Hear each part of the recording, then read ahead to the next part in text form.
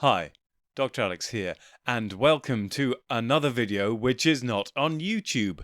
Well, anyone who's seen the first episode of this series will know exactly what I'm talking about already. Obviously, yeah, this video is on YouTube, but the main video is on Rumble and is in fact airing as we speak in tandem with this video being broadcast on YouTube. I'm speaking, of course, of the fantastic 80s sci-fi series Otherworld, and this is episode 2, Zone Troopers Build Men.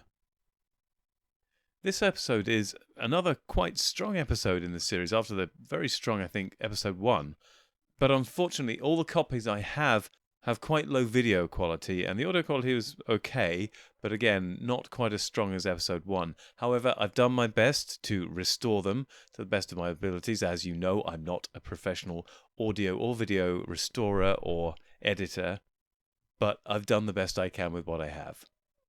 And as I say, this episode I think is one of the strongest ones in the series, where the actor playing Trey, the older son of the family, gets to show his acting chops and does a pretty good job. But again, the real standouts of this episode are Jonathan Banks and, of course, Mark Leonard, known to everyone as Sarek, Spock's father in the original series of Star Trek, and of course recurring in The Next Gen as well. One of the most remarkable things is how well Jonathan Banks stands up against Mark Leonard when they're acting together on screen. He definitely holds his own. He's no slouch in his acting, because Mark Leonard is a very good actor and commands the screen for obvious reasons. But when Jonathan Banks gives him a dressing down at the end of the episode, he commands the screen with equal strength. Before I leave you to watch and enjoy the episode without my continued talking, because it's running right now, get over to Rumble, watch it!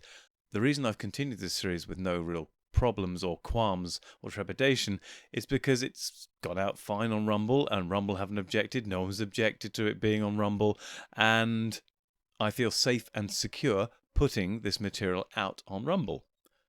More than that, it's actually caused a sudden blip in advertising revenue.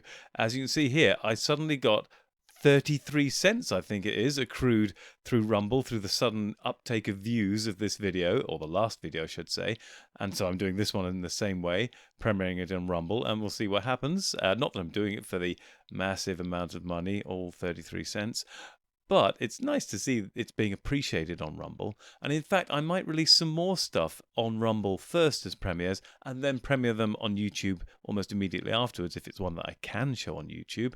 But I might give Rumble more priority in future because they are treating me very well. Thank you, Rumble.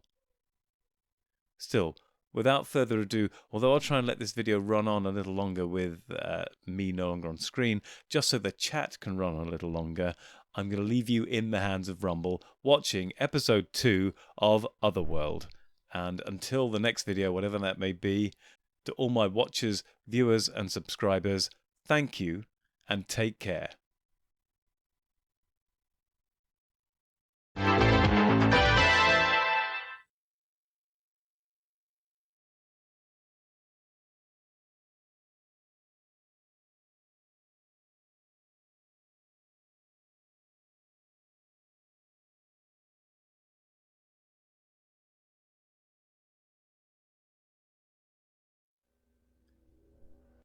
Masters, mistresses, the Doctor requires materials in order to maintain the TARDIS and ensure continued functionality. He similarly requires carbon-based comestibles to sustain his own biological functions and existence. Master would never say this, but he requires aid beyond that supplied by this unit in order to acquire these.